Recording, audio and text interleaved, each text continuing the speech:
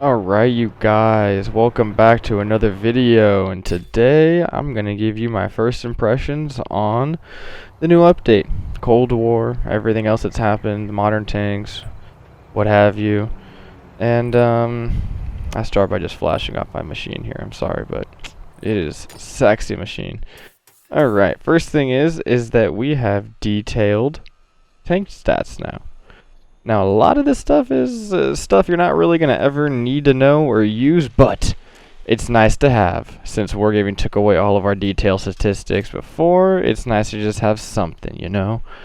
It's nice to see gun depression mainly, honestly. We still don't have live armor, sadly. We would love to have that. Next we're going to hop into this tank tree, and I am pleased to say that it is better. Not good, but better. We have lines. It's more organized now. But something that is not better is the premium tank trees. Oh my god, it is still just a clutter chaos of just mumble jumble, no rhyme, no reason to this. It's bad. It's still bad. You know, I thought they were really going to fix that. They did not. You can filter stuff now, which is a little bit nice, but still... yeah. Oh, and we also still do not have mercenary tanks. Don't even know when they're going to allow us to start doing that again, but... as for commanders, nothing has changed here. These are not... I don't have any of the 3D commanders unlocked yet, so these are just regular old commanders. Nothing special here. And also, there are no new skills that have been added to the game as well. So, next thing we're going to take a look at is equipment, and there is new equipment, folks. I'm actually going to go filter out to my... I forget the name of the tank that I actually go and look. Oh, the Vanguard, of course. And we're going to be looking at the speed equipment slots. And the two new speed equipment slots is going to be traction system and powertrain. So traction system adds 10% to your max speed, and advanced powertrain adds 5%. So in total, the Vanguard's max speed now is 80%, and that's not even including gasoline, which adds, I think, another 10%. So I'm actually going to look right now. Another 10%. So I think that I didn't have that equipped. I think you can get the Vanguard's top speed up to like 88 or something like that. Something absolutely disgusting. I've done some testing with it, and it's fun. I will say it's super fun, but it's not practical at all. You're going so fast that you hit every little bump and you're going to be thrown off course. You don't have any traction. You can't put your power down. You know, it's just, you will hit the smallest little hump, and it will send you into a frickin' 360 spin, or just not, it's not very good. But I have another video on that coming up. But for now, we're just going to take a look at the Season Pass. And if there's one thing that I would say for a new player, or any player on World of Tanks, to put some money into the game, it would be the Season Pass. The Season Pass is a great way to get gold, silver, premium time, free tanks, consumables, equipment. It's really, really good. Okay? You should definitely... It's 2,000 gold. You put the 2,000 gold into the game, and you always get it back out. After you finish the Season Pass, you will have 2,000 plus gold back in your World of Tanks account, because you get gold through the Season Pass, you get key cards that give you gold, you get key cards that give you tanks, and if you have that tank, you get gold. So no matter what, you usually make at least 1,000 gold. So it's very, very, and there's the 3D commander right there. Looks like something straight off of a PS2 game. Oh my gosh. No, it actually, the 3D commanders look better when they're actually standing in front of your tank. But here are two of the new premium tanks for the Cold War. I cannot give you any information on these things. I have no idea anything about these tanks. I wish I could. I need to do more snooping around. But they look cool. It just looks like a T95 V6, but it's not. So, yeah. So now we're gonna hop into the tanks that are on sale.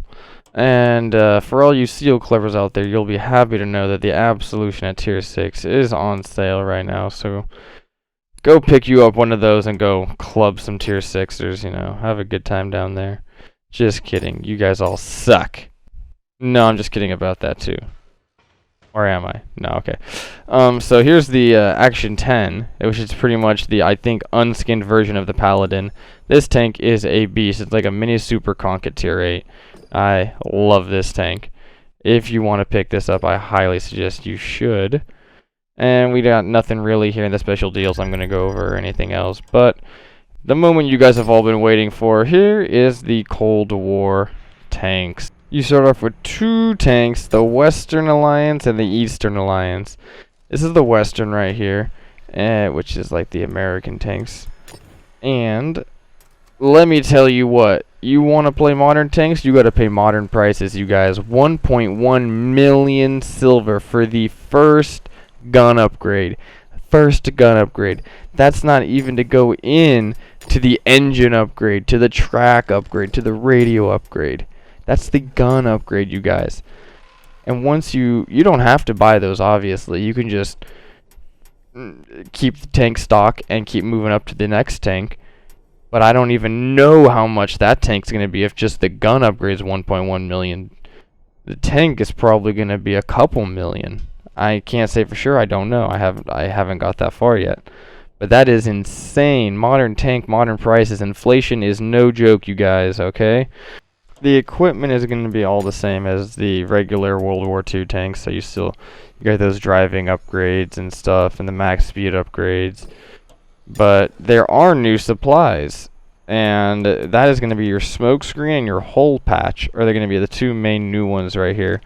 Smoke screen is lets you launch a thing of smoke in front of your tank, and it makes you invisible to enemies, and you can't see the enemies as well. So it's a double blind shield right there. Alright, and then we got the hole patch right here that restores 5% of your tank HP. That is not a lot of HP. You are going to be getting back 100 to a little over 100 HP back from your tank. That is not even one shot of damage that you'll take from an enemy. And you gotta wait 2 minutes for this thing to come back just for 100 hit points back. I think it's a complete waste of a supply spot, and I wouldn't recommend either of those two things. I'll get into that in a minute, but for now, this is pretty cool. Whatever your camo is, it changes the background of your garage. Alright, here is the tech tree for the modern tanks. We are looking at the Eastern and Western Alliance. Right now we're looking at Western for both of the 9 tiers, but they don't use tiers in this, they use eras. So in the top right corner of these little boxes, you'll see a number 111, 222, 333. That's the first era being the oldest tanks, and then the third era being the newest tanks. So in this game mode, it's going to be +2, -2 matchmaking. Alright? So there's not really tiers. You just got to sort of know the tanks, and it doesn't tell you in the game what tank you're looking at. It doesn't tell you what era it is. So it's sort of just like you gotta remember what every single tank is and whatnot. Sort of annoying not having it, at least the number on the tank, like when you're looking at an enemy in World War II, it shows what tier the enemy is, you know? But at the end of the day, we're all trying to get to that Abrams, baby. That's all that matters. The M1A2 Abrams. And I have to say, it looks badass. This tank looks awesome. Its armor looks pretty dang good in the front. It has lots of spaced armor. That turret looks pretty dang hard to penetrate. It looks like it has some cupolas on the top that might be easily penned, but honestly, I can't tell you guys anything about the armor layout on this tank until I actually drive the tank. And I've heard rumors that this tank is gonna cost you like 14 million silver. I have no idea if that's true or not, but if the first gun on the very first tank is 1.1 million, then I don't know. It could be a very expensive tank. I'm not going to go over any of the gun statistics or the tank statistics because honestly I just don't know anything about them. They're right here if you guys want to look at them, but from what I've just seen is that it's a decently fast tank. It has good gun handling and it's got a heck ton of HP. But I mean, these are modern tanks, so you get modern HP pools, I guess, you know? And then here's going to be the Eastern Alliance line. It's going to be just a whole bunch of tanks also. I'm not going to really go over any of these tanks, but I will give you a look at it. This tank looks badass as well. I might like the look of it better than the Abrams, you know? This thing is just covered in space armor. It doesn't have as very good of a turret as the Abrams does, but, I don't know, might be angled better. So we'll see. I'm not going to know how these things perform until I unlock them, so... And these are the premium tanks that are on for sale right now that you can pick up. I don't even know what era they are. Oh, wait. Yes, I do. It's 1. Haha. Now, I am not going to show you guys a full gameplay because, honestly, I find the game mode super boring. It's very stale right now. I'll get into that at the end of the video, but for right now, I just want to talk about a few things that I wanted to clip out in a game that I have played. One, the maps look beautiful, especially on the new console, you guys. I mean, I'm hoping that my video editing software does this justice, but the maps are gorgeous. The Aurora Borealis and the colors and everything is just so nice. But the first thing we are going to show you guys in here, I think, is, yeah, True Vision, okay? It's in the game. I was never a fan of True Vision, but Wargaming still found a way to shove it down my throat whether I liked it or not, damn it. So, you get used to it, I guess. It makes the gameplay incredibly campy and incredibly slow. And you can see right here, I can barely see that tank. He is unspotted and I do bounce off of him, but that's pretty much True Vision in action for you. Alright, next thing I'm going to be showing you guys is the hull patch, alright? You see I have about 1220 HP. So I activate my hull patch on X, and in these next 20 seconds I'm going to get some HP back. And you're going to see exactly how much HP I get back. And I'm not going to lie, it's not a lot. I started at 1220. 1293 is what I end on. Come on. That is a whopping 73 hit points that I get back to my tank. What good is that going to do me? I'll tell you what, nothing. Absolutely nothing. You're much better taking a health kit, repair kit, your usual stuff that you take in this. Alright, next up is the smoke grenade. And this is pretty much what it does. I was spotted right there. I popped my smoke grenade, lands in front of you, and now I can't see them and they can't see me. It's sort of a stalemate. I would only use this if I was out of position and I needed to fall back into a different position. And at that point, like, is it really even worth having? Just don't get caught out of position. I know it's like, oh, what do you mean don't get caught out of position? It's sort of useless. I mean, you can't see, they can't see, and all you gotta do is back up. Well, don't even push in the first place, you know?